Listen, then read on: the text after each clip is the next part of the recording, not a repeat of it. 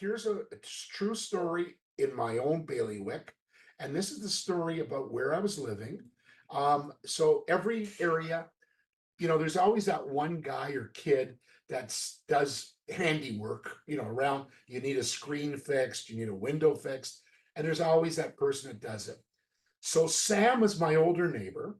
Sam had never been married. He was a deacon of a church, not some obscure church, one of the major denominations. And he was a treasurer of one of a very big corporation. And he spent his life being involved in the church and being involved in his work. Never got married. And what happened is he bought a place and he bought it with all furnishings. And what happened, the kid that was doing work for me and some stuff around my place had also been doing some renovation work for Sam. So I said to this kid, I always call him Keith. I said, Keith, are you finished the work with Sam? And Keith shut up. I said, what's the matter? What did I hit? Something go on here? Sam being an old bachelor, never married, Keith being a young guy. I thought, something wrong here. Anyways, I am who I am. I keep pushing. And eventually I pushed and I got a story. He said, I was sitting in Sam's living room, the couch in the living room, you see right down the hall, the front door. I go, yeah. Something moved in the hallway. I go, what do you mean something moved in the hallway? It was like I couldn't make it out exactly.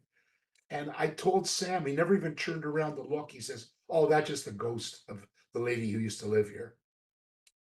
And I said, I beg your pardon. He said, yeah, Sam came to peace with that. Apparently, the lady that used to live there never left the house. I said, oh, come on. So I went one day and bumped into Sam and we're talking and sort of slowly. I said, I heard a story that you got somebody living in your house. He goes, oh, Keith, that Keith talks too much.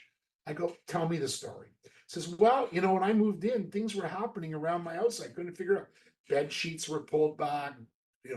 I'd arranged furniture and I find out if he's moved a little bit and things like that. He says, because I never got rid of anything. He says, she was there. I said, oh, come on. You're a religious man. You believe this stuff? Yep. He says, but you don't know. He says, my sister drove me crazy that a guy like me that, I'm financially secure. I shouldn't have all this ratty old furniture from this old lady that I bought the house from, the estate from. He said, so the Salvation Army came. I said, yeah, I remember trucks coming. He says, I gave all the furniture. He says, you want to hear the best part? As the furniture was being put in the truck, the workers swore they felt something tugging, pulling it back. And I said, you're kidding me. So the question becomes, if you as a realtor heard this story, would you have to disclose this to a purchaser? And I'm going to leave it out there for a while, and I'm not going to answer that at this particular moment, but I will answer it later on. It's interesting. So what if a haunting, if they said, oh yeah, we've got a friendly ghost.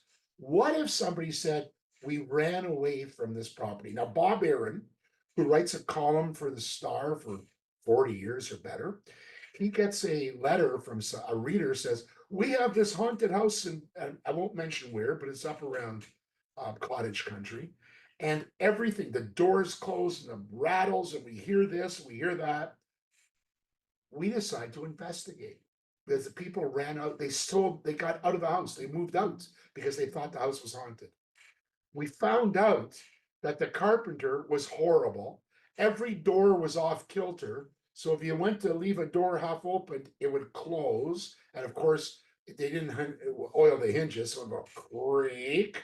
The noise and everything. There was no expansion joints in the joints pipes so the pipes were knocking, and it went on. Oh, the electricity was going on and off.